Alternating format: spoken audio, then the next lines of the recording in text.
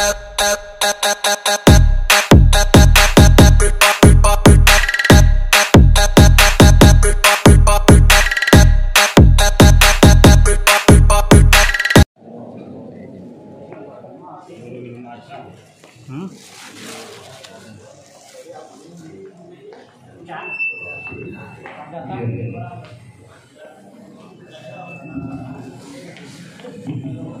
sini coba penonton nih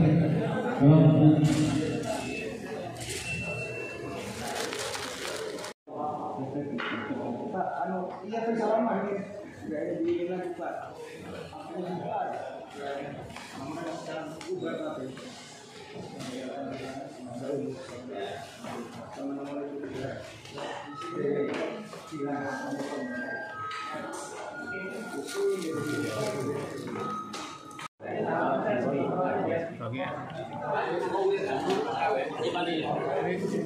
weh, orang yang anak buah karena padar. Iya.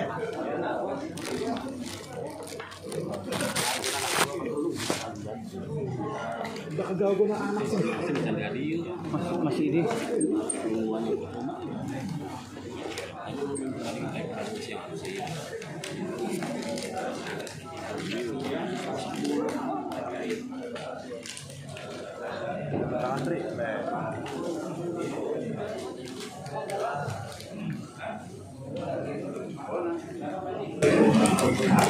Assalamualaikum teman-teman, hari ini si Ayah lagi ada kegiatan pelatihan.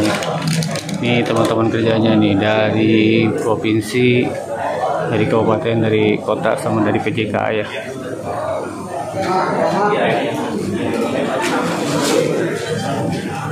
Itu yang orang-orang dari PJK KPM.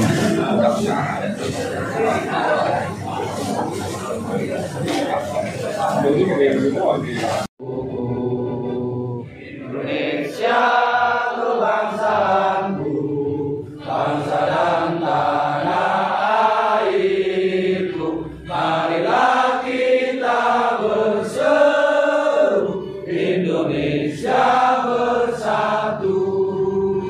Jiwanya bangunlah badannya untuk Indonesia Raya. Indonesia Raya, merdeka, merdeka, tanahku, negeriku yang ku cinta. Indonesia Raya, merdeka, merdeka, hiduplah Indonesia Raya. Indonesia Raya, merdeka, merdeka, tanahku, negeriku yang ku cinta. Indonesia Raya, merdeka, merdeka, hiduplah Indonesia Raya. Terima kasih, hadirin dimohon duduk kembali. Sambutan dari Bapak Amin selaku Kabid.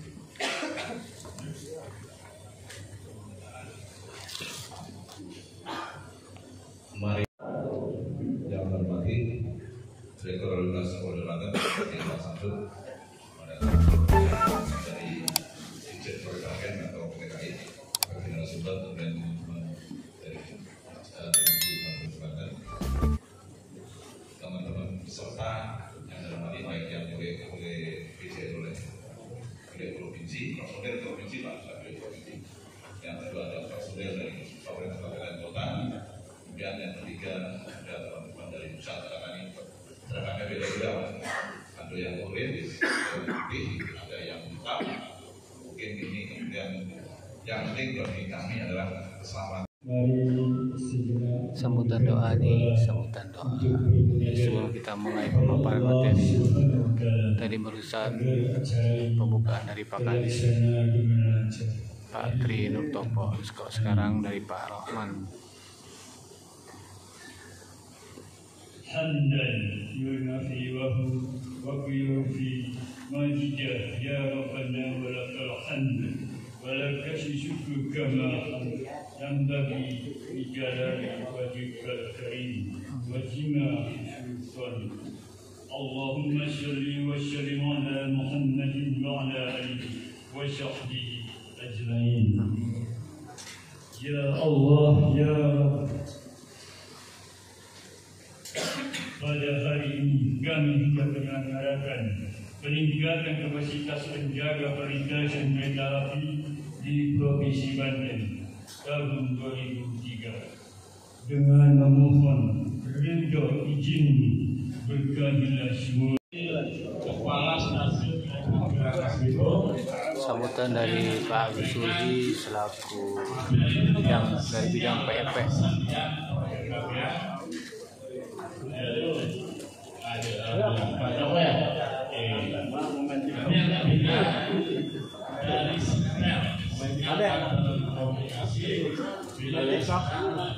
Iman.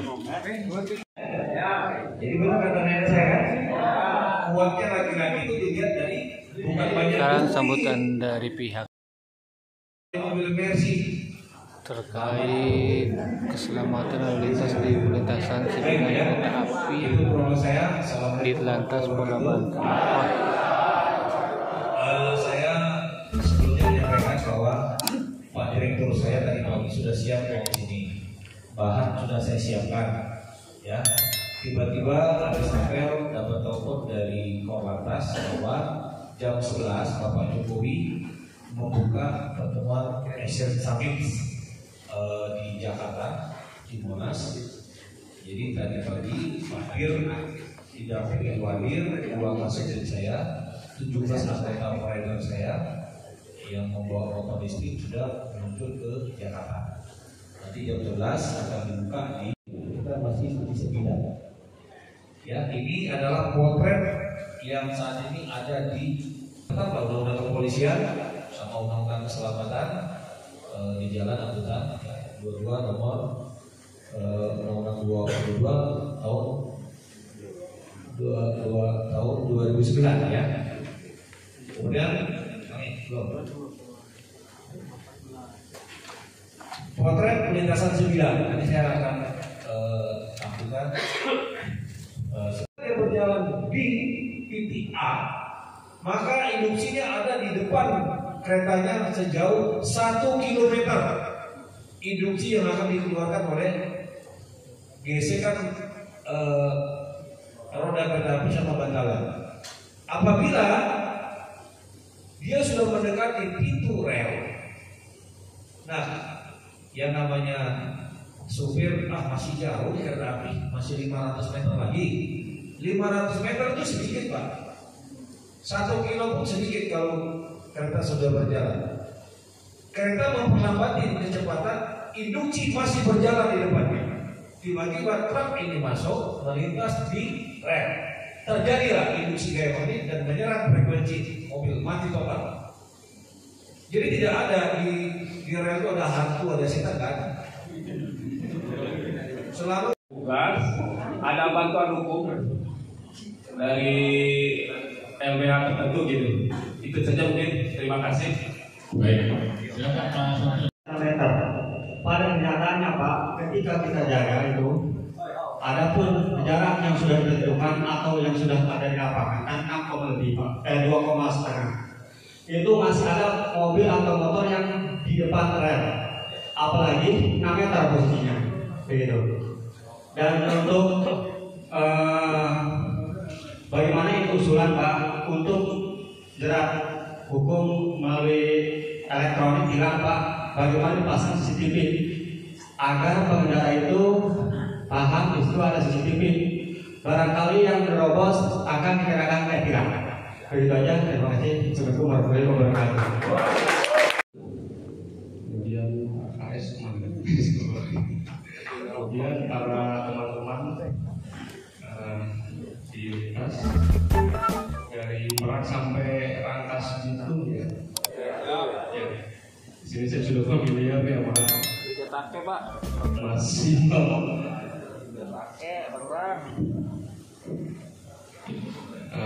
Mas Redi juga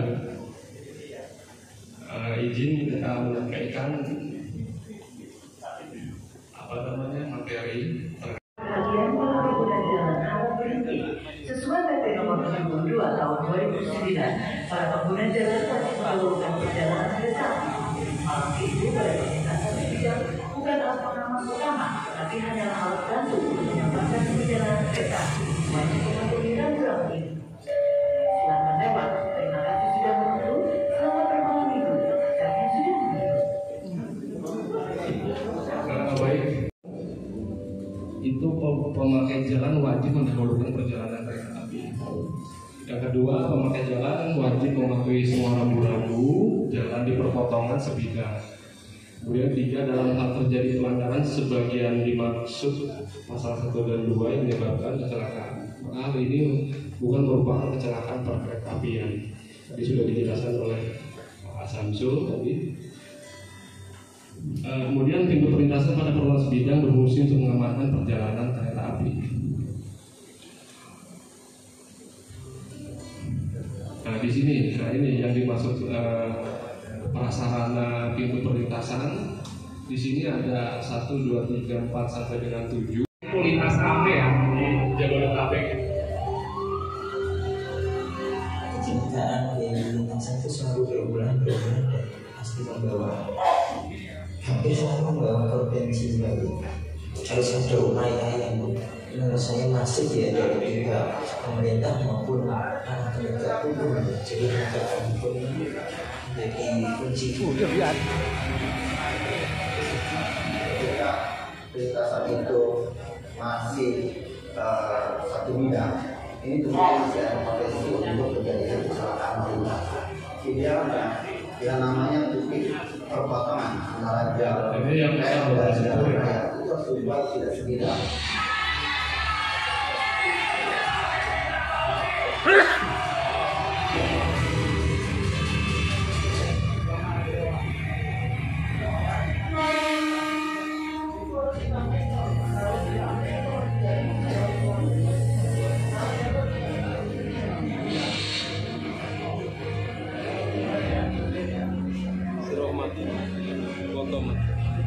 Rata-rata terjadinya kecelakaan lalu lintas di perlintasan sebidang ini diakibatkan karena masyarakat kurang berdisiplin dalam hal lalu lintas, di mana masyarakat banyak yang menerobos palang pintu atau juga ketika sirine masih berbunyi sudah memaksakan untuk melintas.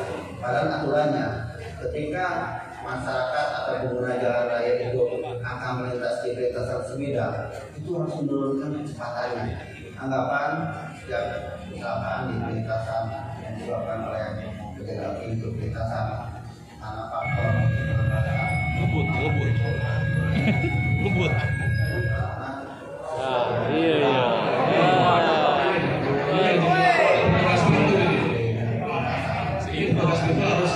Harus sedikit galak ya.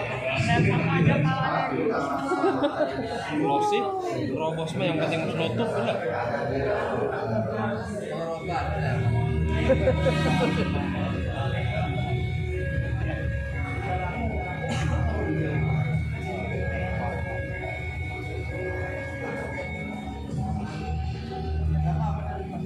Tugas apa mengganggu perlintasan kereta api itu sebetulnya salah satunya dari untuk menjaga kelancaran perjalanan kereta api sebagai yang baik, bukan untuk melindungi keselamatan pengguna jalan. Jadi untuk menggabungkan perjalanan kereta api dan berhenti sejenak sebelum melintasi jalan kereta api untuk melihat memastikan bahwa tidak ada kereta api yang dalam filosofi Undang-Undang Nomor 3 Tahun 2007 bahwa yang namanya titik perpotongan antara jalur rel dan jalan raya itu seharusnya dibuat tidak sebidang. Ya, tentunya kalau masih ada perpotongan tersebut ini menjadi potensi terjadinya kecelakaan lalu lintas.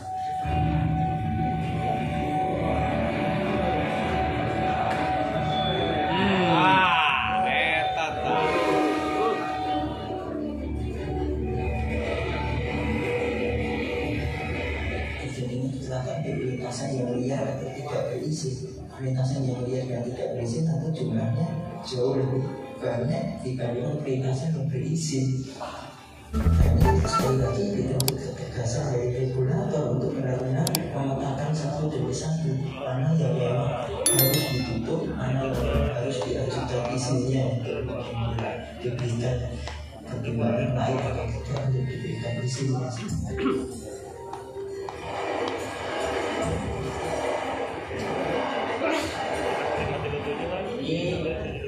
Mulai ada tahun 2006 dan sekarang iya nanti di pintu perlintasan liar perlintasan ini karena mereka buat sendiri kayaknya kecelakaan orang lagi yang pertama, terus yang kedua membuat akses agar lebih mudah antara warga dari Baru terus sebaliknya dari warga Jawa. iya. Jam sibuknya ini mulai dari pagi itu antara jam 6 sampai jam 9 sama pagi berangkat sekolah ya. Kalau sore itu dari jam 4 sampai jam 8 malam itu ramai. Kalau menurut orang sih dilihatnya gampang aja Pak, karena cuma tugasnya duduk padahal ini menyangkut nyawa orang, tapi kebanyakan orang yang menganggap sepele. Bukan Pak.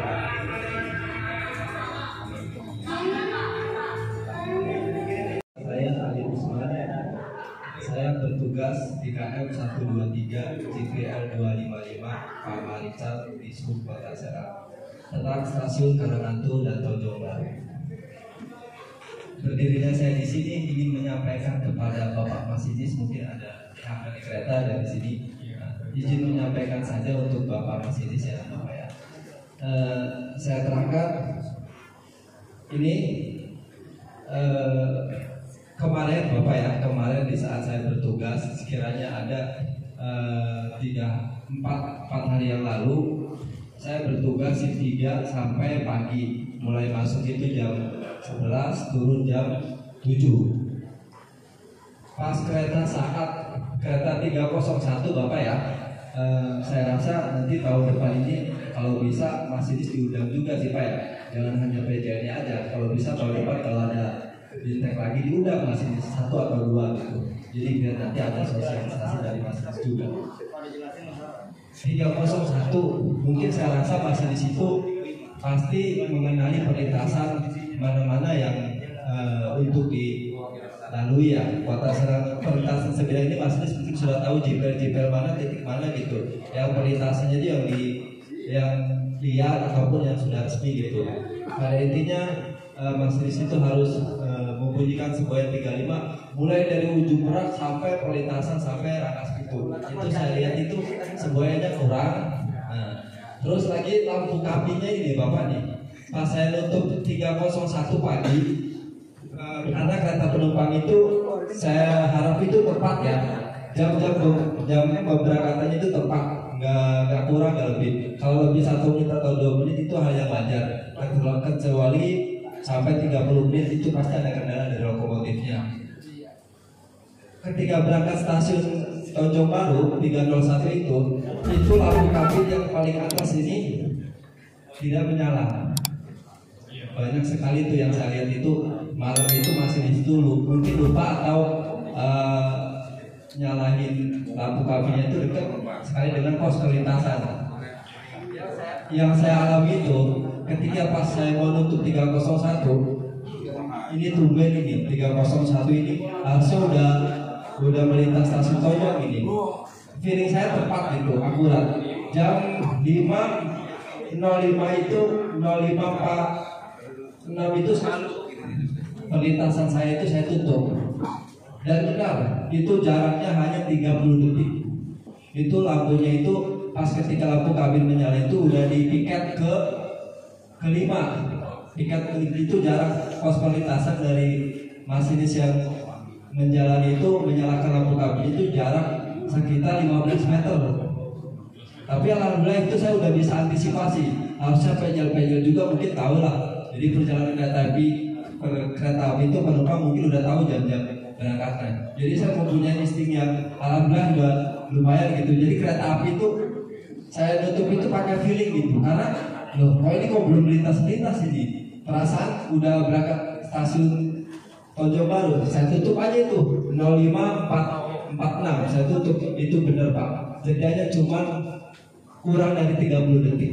Mungkin hanya itu saja. Jadi mohon izin sampaikan kepada masinis agar menjalani perjalanan kereta itu sebuah 35 dan lampunya harus berangkat stasiun dari mana aja harus lampu kabinnya menyala sempurna. Jadi ada yang menyala atasnya doang, ada bawahnya tidak sempurna. Kadang ada yang bawahnya doang ini Pak. Jadi nggak semua nggak sempurna gitu. Mungkin hanya itu saja dari saya. Assalamualaikum warahmatullahi wabarakatuh. Lalu pasti ini, karena jamnya saya lihat di belakang sudah banyak kotak itu Pak. Oke, assalamualaikum warahmatullahi wabarakatuh. Semangat pagi. Saya bilang semangat pagi, kita pagi-pagi luar biasa ya. Waduh. Semangat pagi. PJL luar biasa. Kalau bilang PJL berarti bilang saya bisa, saya ingin selamat. Oke? PJL saya bisa. Pasti bisa. Jadi untuk siang hari ini saya diberi undangan di sini untuk memberi paparan. Sudah tampil Pak? Sedikit tadi ya Pak Agus sama Pak Samsul, kalau boleh saya meluruskan dari Pak Agus tadi terkait lampu sorot yang Pak Agus mana tadi ya? Yang Pak Agus, Pak Ali yang bertanya ya, itu lampu sorot kalau di kereta api ada pendinasan lampu sorot, ketika masuk dinas siang jam 6 tidak dinyalakan Pak. Tapi ketika hari gelap ataupun hari pun masinis harus menyalakan ya. Dan itu ketika berlaku di lintas jalur ganda, ketika masinis berpapasan, salah satu harus mematikan karena silau. Kemudian terkait semboyan 35, kalau di kereta api itu ranahnya resort jalan rel. Jadi di setiap titik mereka sudah memberikan memasang semboyan 35 ini sebagai tanda perhatian, terutama di daerah-daerah rawan. Mungkin dari lokasi teman-teman yang belum ada bisa disampaikan kepada petugas stasiun. Kalau ke stasiun ya ke Pak KS, atau kalau sudah ketemu orang resort mungkin bisa disampaikan lagi. Sampaikan aja Pak, ini untuk keselamatan kita tidak perlu sungkan ya. Tadi udah? Bukan.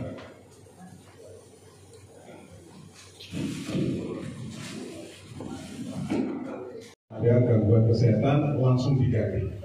Jadi insya Allah dengan aturan yang saat ini ditetapkan oleh PT Kereta Api ini, teman-teman ASP yang berjalan itu yang benar-benar sehat. Gitu Pak. Tapi kita lanjut aja karena waktu saya cuma 15 menit ya Pak ya. Langsung aja. Peraturan perjalanan kereta api terhadap pergantian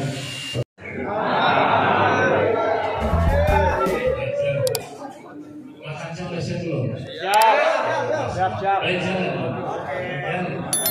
Assalamualaikum warahmatullahi wabarakatuh.